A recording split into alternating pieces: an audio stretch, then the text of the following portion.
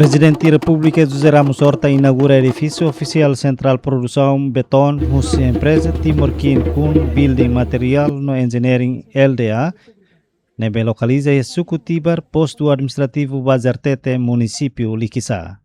Chefe Estado Hateten, existência empresa importante, atu integra e plano geral governo União, onde acelera a diversificação econômica, atu reduz importação sasan Husirai Lior. Parabéns para a companhia, China, e a cidadania sócio todo Timor-Leste. O projeto irané que é importante, nessa integra e o plano geral do governo União para acelerar a diversificação econômica, para reduzir importação, a menos importação da sanção brasileira, guardar peles a fabricação e a Timor-Leste, né, significa o primeiro upgrade que tem a Timor-Leste na preparação técnico-profissional, oportunidades brasileiras, segundo, reduz custos de importação e acelera a implementação do projeto, então precisa enquanto todo tem que mais seguro. Diretor empresa Timor Kin Kun Building Material and Engineering LDA, Lin Kun, agradece ao governo na comunidade Liquiçá, nebe foi apoio à política no serviço eficiente, onde hari no desenvolve negócio né, o era nebe na conu esperança.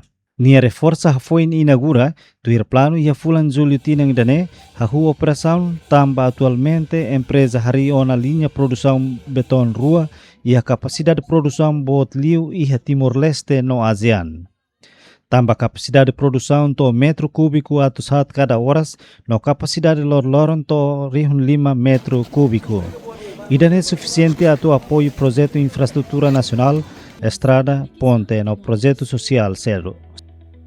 下面我简略介绍一下公司的情况与投资背景。我司是东帝汶与中国两国务实合作引进的重点招商企业，有中国广东清远分成分离有限公司与东帝汶华商联合会会长单位共同投资建设。 Agora eu quero pôr introdução para a companhia no investimento da NEM.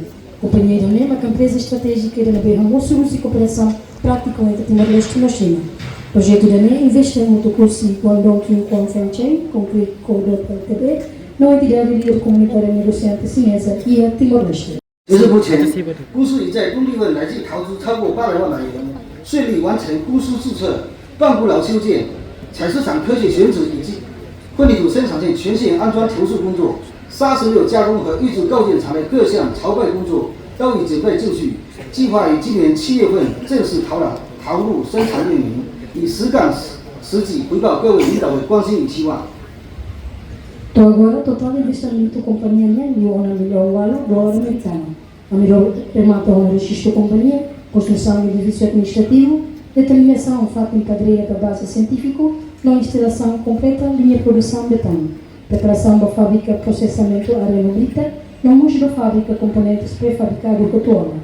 Planeado a tua operação oficial e a fulan julho tinha ido.